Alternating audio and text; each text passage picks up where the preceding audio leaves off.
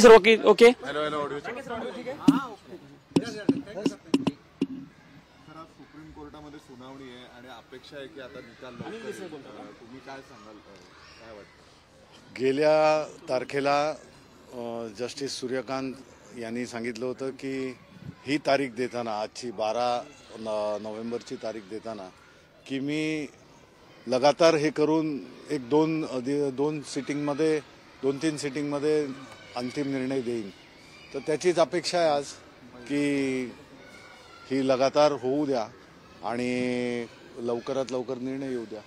Sir, आतापर्यंतच्या सुनावणीतून काय वाटतंय की स्थानिक स्वराज्य संस्थांच्या निवडणुका, विशेषतः महापालिका होण्यापूर्वी तरी चिन्ह आणि पक्षाचा वाद निकालात निघेल? अर्थात महाराष्ट्रामध्ये स्थानिक स्वराज्य संस्थांच्या निवडणुका होऊ घातल्या, त्याची प्रक्रिया सुद्धा सुरू झालेली आहे. पण महत्त्वाचं म्हणजे 26 नोव्हेंबर त्यांनी दिलेल्या वेळापत्रकानुसार, राज्य निवडणूक आयोग महाराष्ट्राने दिलेल्या वेळापत्रकानुसार 26 नोव्हेंबरला चिन्हांचं वाटप वगैरे होणार आहे, नगरपालिका नगरपरिषदांच्या निवडणुकांचं.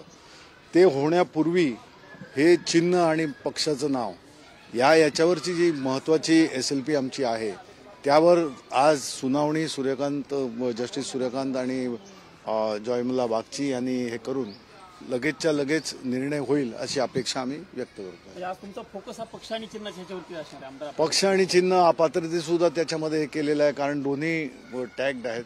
परंतु सगळ्यात महत्त्वाचं म्हणजे ज्या गोष्टीचा आजपर्यंत कुठचाही ठोस निर्णय न आल्यामुळे जे डिसएडव्हान्टेज समोर त्यांनी घेतलेलं आहे की चिन्ह आणि पक्षाचं नाव शिवसेना आणि धनुष्यबाण, त्यामुळे याचा निर्णय होणं अपेक्षित आहे, अंतिम निर्णय होणं अपेक्षित आहे. 2 वाजेपर्यंतच बसतंय आणि आपलं प्रकरण 19 नंबरला साधारणतः दिसते. सुरुवातीचे काही मॅटर मोठे आहेत, त्यामुळे आता बघूया. आता त्यांचं जे काही शेड्यूल असेल त्या ह्याला आपण हे करू शकत नाही. परंतु एकदा हे घेतलं की मला नाही वाटत याच्यामध्ये जास्त काय, कारण भरपूर सगळ्या आर्ग्युमेंट्स आणि हे यापूर्वी झालेले आहेत. आणि ज्याप्रमाणे जस्टिस सूर्यकांत हे बोलले, याचा अर्थ की ह्याच्यामध्ये पुन्हा सुरुवातीपासून वगैरे जाण्याचा गरज नाही आहे. त्यांच्यासमोर सगळं आहे. तुम्ही होपफुल आहात की तारीख पे तारीख परत तुम्ही म्हणजे कारण की हेच आतापर्यंत? नाही, आम्ही होपफुल म्हणजे आम्ही आशावादी, आणि निर्णय हा महाराष्ट्राच्या हिताचा, जनतेच्या या लोकशाहीची बूज ठेवणारा निकाल नक्कीच येईल.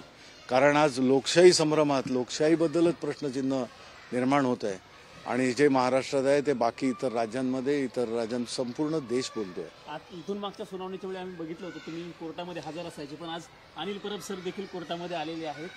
अपेक्षा आहे म्हणूनच काय युक्तिवादाचे मुद्दे असतील, अंतिम युक्तिवाद खूप दिवस दिल्लीला